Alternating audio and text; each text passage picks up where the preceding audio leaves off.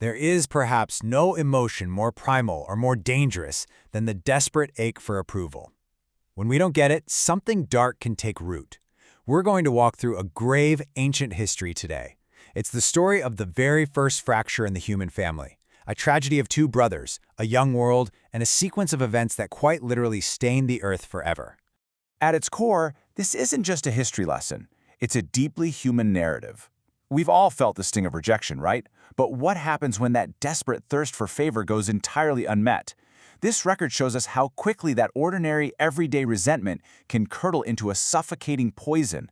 It shows us how jealousy, if left unchecked, drags us into an unforgivable darkness. So we're introduced to these two brothers, representing two very different worlds. You've got Abel, the younger brother, out tending the pasture as a keeper of flocks. And then there's Cain, the firstborn, digging his hands into the dirt as a worker of the ground. These were the very first occupations of domesticated life.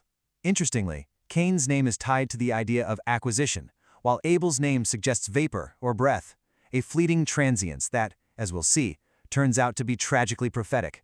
Now, in the course of time, both men bring a tribute, an offering to the divine, but there is a massive, striking contrast in what they actually bring forward. Abel doesn't hold back. He brings the absolute best he has, the firstborn of his flock, the choice fat portions. It's an offering made in pure faith, practically giving his own heart along with the gift. But Cain just brings the ordinary harvest of the soil. Standard produce. It lacked the sincerity, the humility that his brother poured into his offering. And what follows is a truly agonizing moment. The Creator looks with favor on Abel and his sincere gift, but Cain's ordinary tribute? It's completely disregarded, ignored. Can you imagine the humiliation? Cain is instantly consumed by this dark, simmering rage. The ancient texts say his expression fell. His face literally became downcast. He's standing there, gripped by the trauma of being rejected, entirely suspended at a terrifying crossroads of the soul. But notice this. The Creator doesn't just strike Cain down for his anger. Instead, there's a confrontation, a haunting inquiry. Why are you angry and why has your face fallen?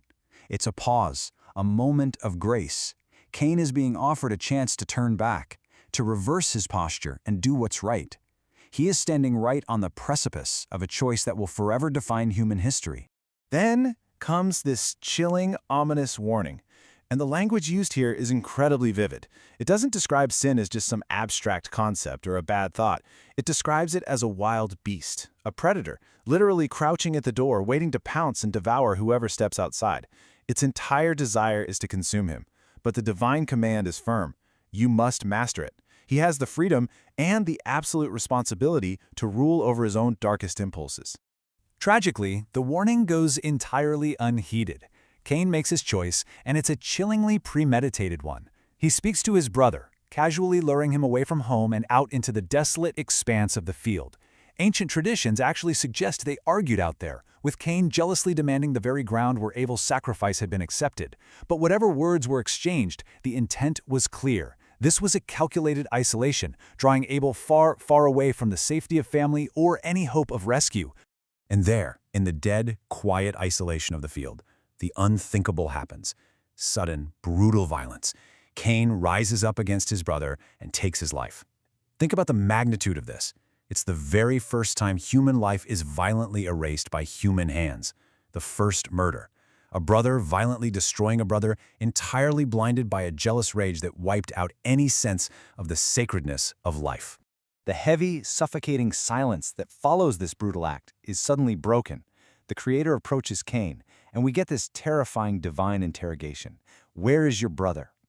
Now, it's a question to which the divine obviously already knows the answer, but it's asked specifically to pierce the conscience of the murderer. It's the ultimate, inescapable demand for accountability. Cain's response is an incredibly desperate defensive deflection. I don't know, am I my brother's keeper? It's a rhetorical question, but it masks a truly chilling reality. The word keeper implies a guardian, a protector.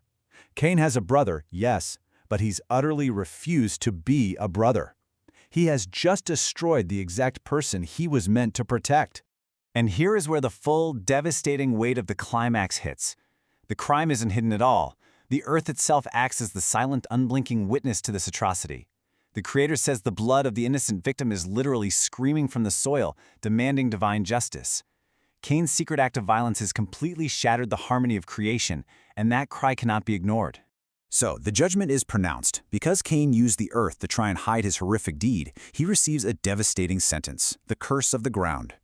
The very earth this farmer worked his whole life, the soil that opened its mouth to swallow his brother's blood, will never again yield its strength to his hands. His occupation, his livelihood, and his entire connection to the natural world are permanently severed. He is entirely stripped of his home and his purpose. The sentence is absolute banishment. He's condemned to an eternity of transience, to be a fugitive, a restless wanderer on the face of the earth. The proud farmer is now a nomad, cursed to endlessly walk a world that will absolutely refuse to provide for him. For the very first time, the sheer, crushing reality of his actions actually falls upon Cain. He breaks down, expressing profound terror and despair. Some look at this as a moment of partial repentance, a sudden terrifying realization of his complete isolation and the unbearable magnitude of what he's done. He realizes he's going to be completely hidden from the face of the divine. And with that isolation comes a suffocating, paralyzing paranoia. Cain realizes that out there, as a wanderer stripped of all divine and familial protection, he's a walking target. He's convinced that blood vengeance is going to stalk him in the wilderness, that anyone who crosses his path will have the right to enact vigilante justice and strike him down in the dirt for his crime. But then, something completely unexpected happens. Divine intervention. The Creator declares, "Not so." Right in the middle of this profound, severe judgment, we see a startling act of ultimate mercy. The cycle of violence is not going to be allowed to just endlessly multiply. The divine claims sole authority over life and death here, promising a severe sevenfold vengeance upon anyone who dares to kill the murderer. To guarantee this, a mark is established. Now, it's really vital to understand that the ancient text uses a word that denotes a sign or a pledge, not necessarily some physical brand or a tattoo on his forehead. It was a divine pledge of preservation, established specifically on Cain's behalf, a visible guarantee of safety from vigilante justice. It allowed a man who committed the ultimate crime to keep living, but he had to do it carrying the unbearable weight of his choices. And so, we trace his final solitary footsteps. Cain turns and walks away from the presence of the divine. He journeys east of Eden, eventually settling in the land of Nod, a name that literally translates to wandering. He steps out into exile, into a shadowy lifetime of transience, dragging the heavy legacy of the world's first violence into all the generations that would follow. We're left with a lingering, haunting reflection. This ancient narrative doesn't just sit in the past. It forces us to confront the duality of our own nature. It asks us to look closely at absolute accountability, at the unyielding grace of mercy, and at that terrifying beast of sin that crouches at every single one of our doors. What really remains of us when jealousy takes the reins?